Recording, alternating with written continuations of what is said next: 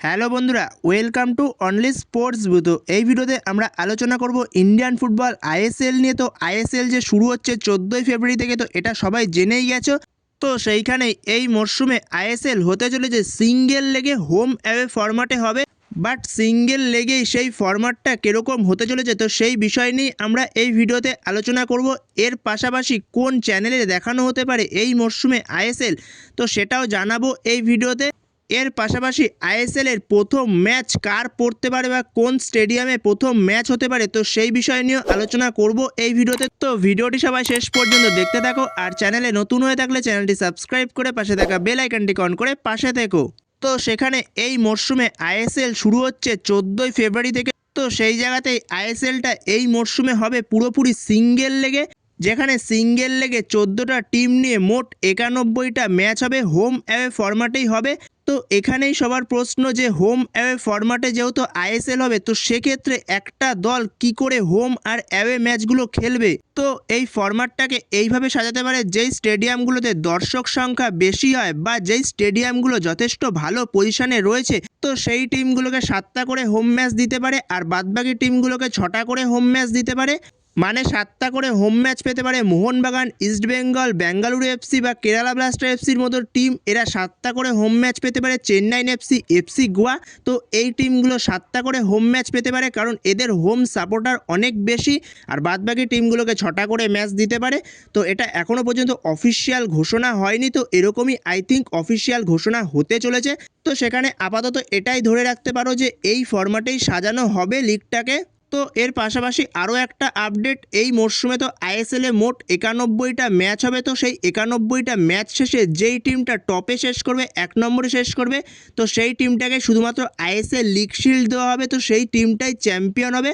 কোনো রকম ISL trophy এই মরশুমে দেওয়া হবে না, যেখানে কোনো রকম প্লে অফস কিংবা সেমিফাইনাল কোনো রকমই খেলা হবে না, শুধুমাত্র আইএসএল লিগ শিল্ডটাই দেওয়া হবে এই মরশুমে আইএসএলে। তো এরপরে যদি আমরা কথা বলি আইএসএলটা এই মরশুমে কোথায় দেখানো হবে, কোথায় লাইভ টেলিকাস্ট হতে পারে, তো সেখানে এই বিষয় নিয়ে এখনও পর্যন্ত কোনো রকম অফিসিয়াল কনফার্মেশন নেই। এটা আমরা জানতে পারবো 31শে জানুয়ারি। তো 31শে জানুয়ারির পরে আমরা অফিসিয়াল কনফার্মেশন পেয়ে যাব যে কোথায় আইএসএল লাইভ টেলিকাস্ট দেখানো হবে এই মরশুমে, কে আইএসএলটাকে কেনে এই মরশুমে। তো সেখানে অনেকের মনে প্রশ্ন, জিও হটস্টারও দেখাতে পারে, কিন্তু জিও হটস্টার সেই সময় আইএসএল কিনবে কিনা এই বিষয়ে সন্দেহ রয়েছে, কারণ সেই সময় টি20 ওয়ার্ল্ড কাপ রয়েছে।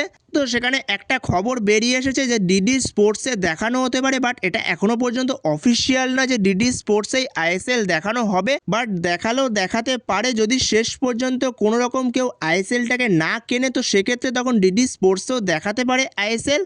তো সেখানেই সেটা দেখা যাক। শেষ পর্যন্ত 31শে জানুয়ারির পরেই আমরা জানতে পারবো আইএসএল কে কেনে এই মরশুমে, কোথায় আইএসএল লাইভ টেলিকাস্ট হবে। তো তখন আমরা পুরোপুরি শিওর হয়ে যাব।